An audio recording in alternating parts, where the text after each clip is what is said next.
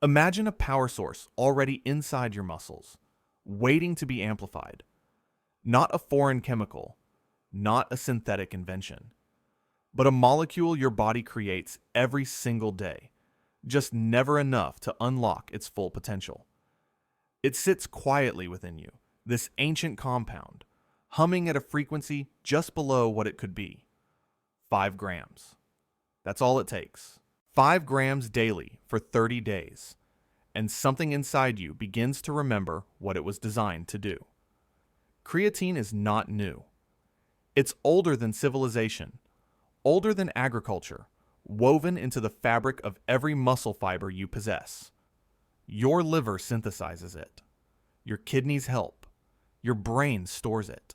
Right now, as you read this, approximately 1 to 2 grams of creatine are being produced inside you. A quiet maintenance dose that keeps you functional, but never optimal. It's like living your entire life with the volume turned down, never knowing the music could be louder. But here's the mystery. Science is only beginning to decode. What happens when you saturate what's already there? When you take that baseline hum and amplify it to a roar, most people think of supplements as artificial, something external imposed upon the body. They don't realize that creatine is as natural as the oxygen you breathe. It's in every steak you've ever eaten, every fish, concentrated in the muscles of animals, because muscles demand it. Your ancestors consumed 2 to 4 grams daily simply by eating meat. Modern diets, especially plant-based ones, provide almost none. Perhaps what we call supplementation is simply restoration. Evolution carved this molecule into your biology for a reason. When early humans needed to sprint, to fight, to survive the explosive demands of a dangerous world, their muscles didn't run on hope. They ran on adenosine triphosphate, the cellular lightning that powers every contraction. And creatine is the system that recharges that lightning faster than anything else in nature.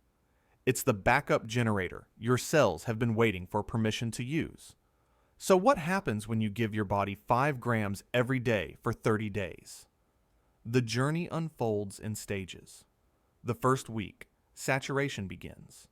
The second week, strength emerges.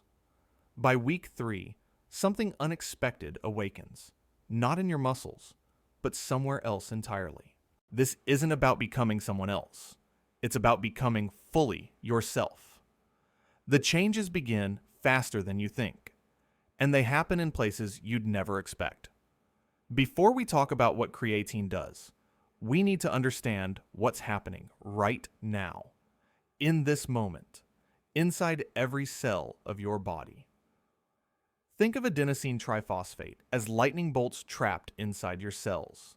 Every movement you make, every thought you process, every heartbeat that drums through your chest requires these microscopic bursts of energy. But here's the problem. Adenosine triphosphate burns out in seconds. Your muscles can only store enough for approximately 10 seconds of maximum effort before the lightning fades, and you need to recharge. This is where phosphocreatine enters the story. It acts as the rapid recharge system, the emergency power grid that restores adenosine triphosphate faster than any other mechanism in your body. And when you take 5 grams of creatine daily, you're flooding this system with reserves it's never had before. Within the first 3 days, creatine molecules begin saturating your muscle cells. They don't arrive alone. Water follows them, drawn by osmotic pressure into the muscle fibers in a process called cell volumization. This is why most people gain 2 to 4 pounds during the first week.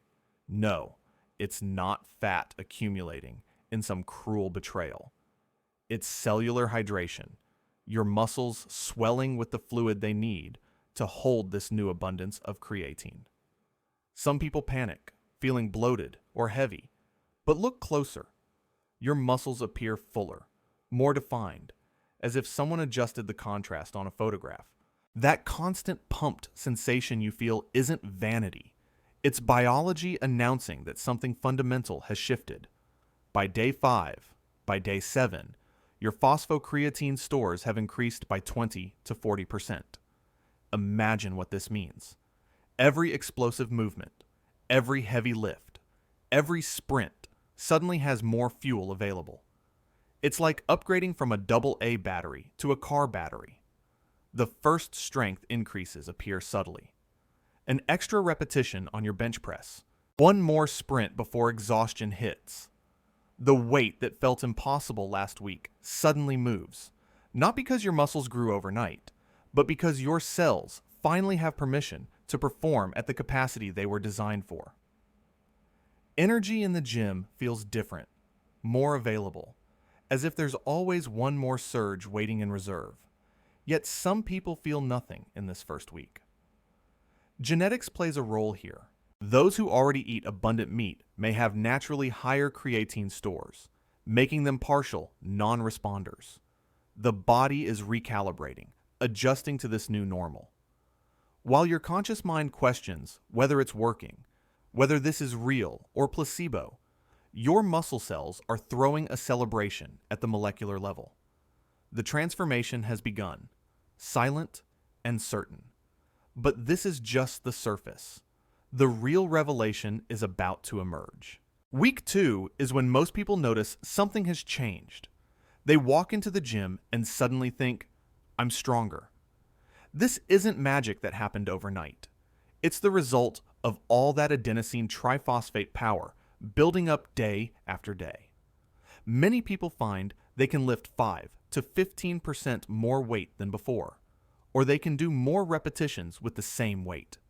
Your muscles are no longer running on backup power. They're operating at full capacity. The weight that felt too heavy last week suddenly moves. The bar rises. The resistance gives way, and you realize something inside you has shifted. High-intensity exercise changes the most. Sprints become faster. Heavy lifts feel more possible. Explosive movements, like jumps or throws, improve dramatically. Studies published in the Journal of the International Society of Sports Nutrition show that people taking creatine see 5 to 15% improvements in their power output.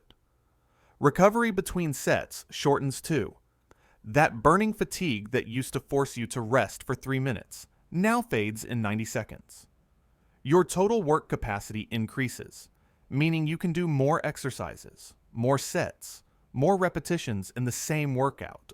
The body remembers a strength it had forgotten, an ancient power that was always there, just waiting for the right fuel. But creatine doesn't build muscle directly. That's the secret most people miss. What it does is allow you to train harder.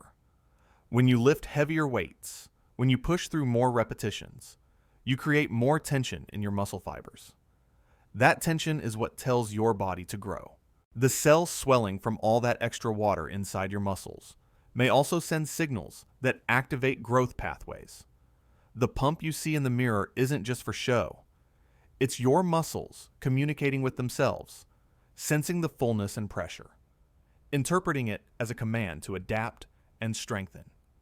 By day 14, the visual changes become obvious. Your muscles look fuller, more rounded, better defined. This isn't new muscle tissue yet. Most of this is water and stored energy called glycogen. But the foundation for real growth is being built with every workout. In 2 weeks, you're not looking at a completely different body. You're looking at your body finally showing its true potential. But here's what almost nobody talks about. While you've been watching your arms and chest transform, creatine has been feeding something else entirely. While you focused on your biceps and your bench press, something remarkable has been happening inside your skull. Most people take creatine for muscles.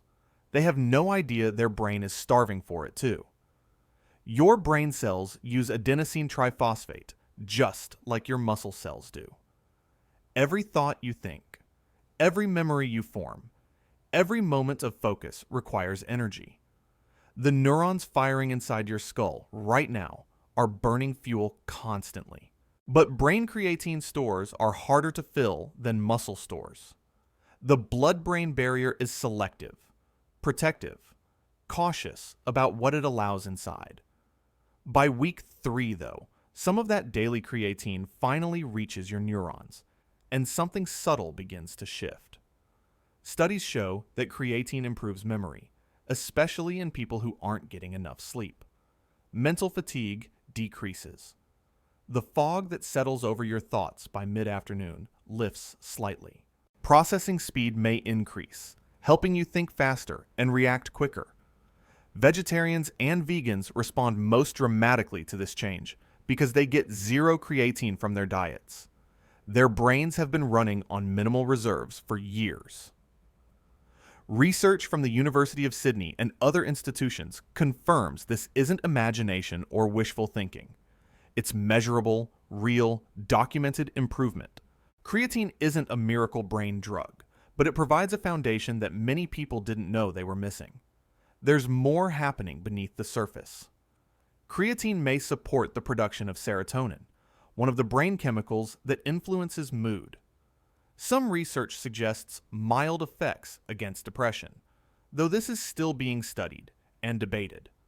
What's clearer is that creatine helps the brain cope with stress.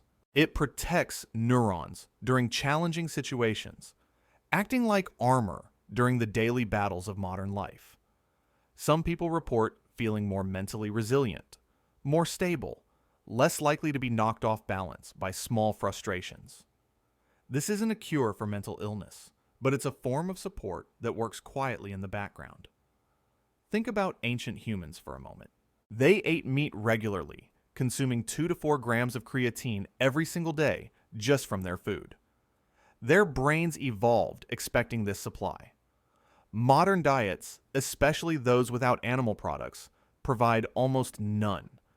Perhaps the mental fog so many people experience isn't just modern life breaking us down. Perhaps it's the absence of what our brains evolved to expect, a nutritional gap we didn't know existed. By day 21, both your body and your mind are operating at a level you may have forgotten was possible. But questions remain. Is this safe? Is it sustainable? What about all the rumors and warnings you've heard? By day 30, your muscle creatine stores have reached maximum saturation, hovering around 140 to 160 millimoles per kilogram of dry muscle mass. The benefits you've experienced have plateaued, not because they're fading, but because you've reached the ceiling. This is your new baseline, a permanently elevated state that a simple maintenance dose of 3 to 5 grams can sustain indefinitely. You're not climbing anymore. You're living at the summit, but the rumors echo in the back of your mind. You've heard whispers about hair loss, kidney damage, dehydration. Let's address them directly. The hair loss myth stems from one single study conducted on rugby players in South Africa, where researchers noticed an increase in dihydrotestosterone, a hormone linked to male pattern baldness. That study has never been replicated. Dozens of follow-up investigations found no connection between creatine and hair loss. The kidney damage concern is equally misunderstood. Creatine is only problematic for people with pre-existing kidney disease. For healthy individuals, it's safer than most vitamins you take without question. The dehydration myth is perhaps the strangest of all, considering creatine actually improves cellular hydration. Creatine is one of the most extensively studied supplements in human history, with over 1,000 published papers confirming its safety profile. The International Society of Sports Nutrition calls it one of the safest and most effective supplements available. Still, not everyone responds the same way. 20 to 30% of people are considered non-responders. Individuals whose muscle creatine stores are already naturally elevated. They experience minimal benefits because they started near the ceiling. Meat eaters generally respond less dramatically than vegetarians, whose baseline stores are lower. Some people experience mild digestive discomfort, which usually resolves by taking creatine with food. Women benefit equally to men, despite the persistent myth that creatine is only for male bodybuilders. Older adults may actually see greater benefits than younger people, as natural creatine synthesis declines with age. After 30 days, you face a choice. Continue or stop. If you stop taking creatine, your stores will gradually deplete back to baseline over 4 to 6 weeks. The benefits fade proportionally. But there's no withdrawal, no crash, no harm in stopping. Your body simply returns to its previous state. Most people choose to continue because the benefits justify the minimal effort and cost. The body doesn't become dependent on supplementation. It simply remembers what fullness feels like. And once you know that feeling, once you've experienced your cells operating at capacity, the choice becomes obvious. The 30-day mark isn't an ending. It's the moment you realize this was never an experiment. It was a recalibration. Studies following people for an entire year show that the strength gains achieved in the first month continue to build. Muscle mass increases over time, not from creatine directly, but from the enhanced training it allows. The cognitive benefits may compound with continued use. Emerging research suggests creatine may support bone density, particularly in aging populations, where maintaining muscle mass becomes critical for preventing falls and fractures. Creatine isn't a sprint toward temporary improvement. It's a foundation you build upon, month after month, year after year. Who benefits most from this foundation? Athletes and strength trainers see the obvious advantages. Vegetarians and vegans experience the most dramatic transformations because their baseline stores are lowest. Older adults combat age-related muscle loss, a condition called sarcopenia that steals strength and independence. People engaged in demanding cognitive work, students, professionals, anyone whose livelihood depends on mental clarity may find unexpected support. Those eating in a caloric deficit to lose weight preserve precious muscle tissue that would otherwise be sacrificed. But creatine won't turn casual exercisers into superhumans. It won't work miracles for people who barely train. It amplifies effort. It rewards consistency. It won't turn you into someone you're not, but it will make you the strongest, sharpest version of yourself. The beauty lies in the simplicity. 5 grams daily, taken any time of day, with food or without.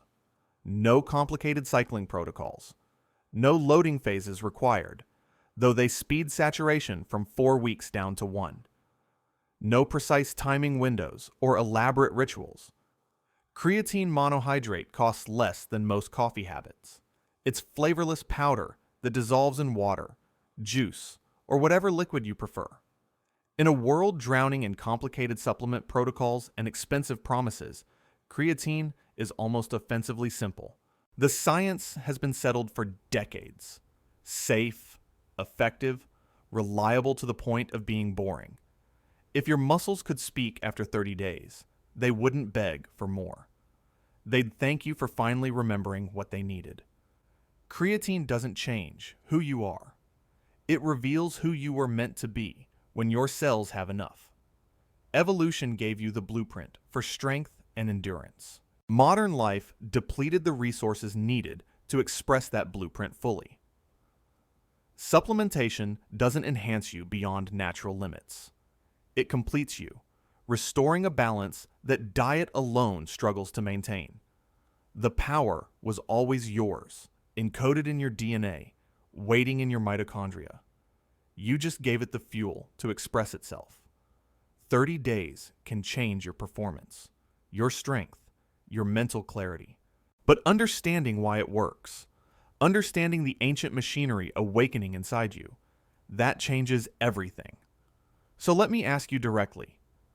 Have you tried creatine? What did you notice? Share your experience below.